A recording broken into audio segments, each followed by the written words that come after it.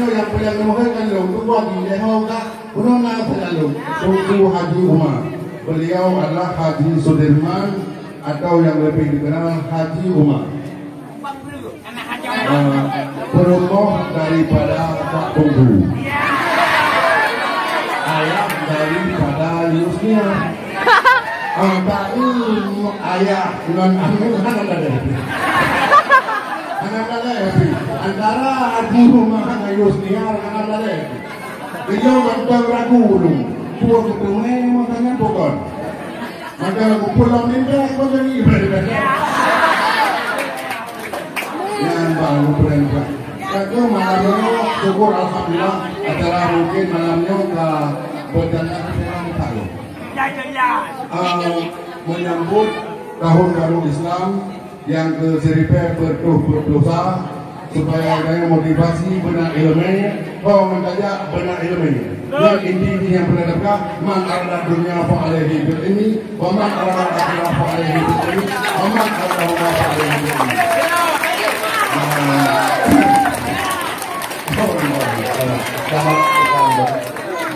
Kau ni apa mulai ni? Saya salun. Apa tu yang mau berbuat? Ni yang mulai ni buka. Tapi nak cerita. Ya. Penting tak ini. Waktu lonjak long Amerika ruang apa lagi? Amerika berapa? Waktu lonjak long Amerika apa lagi?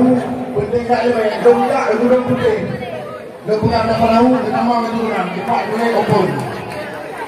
Jadi masalahnya, waktu yang bertanya nanti kamu, nggak boleh kamu jauh.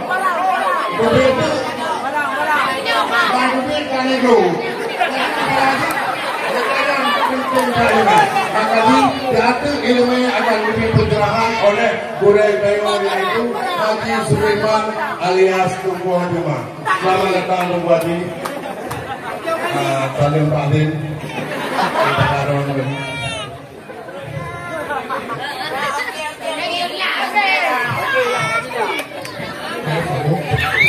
Ini dapat ini. Berapa ini?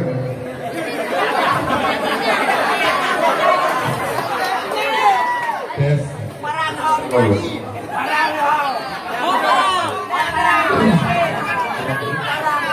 Ya tuh. Punya perkara lutung nama dikit.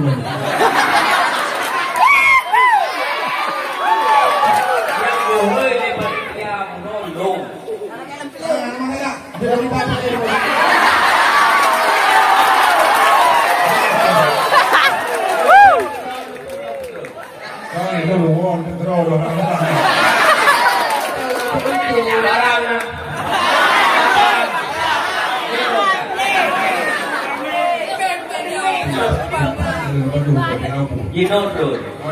Menang beri. Lur kayak ini jadi kita lur kayak mana? Banyak yang puluhan drone, yang puluhan dulu. Tangan baju dong.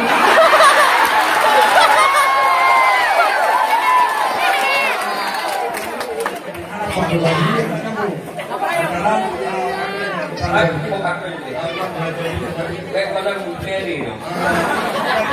Anak ini belum mereka. Assalamualaikum warahmatullahi wabarakatuh.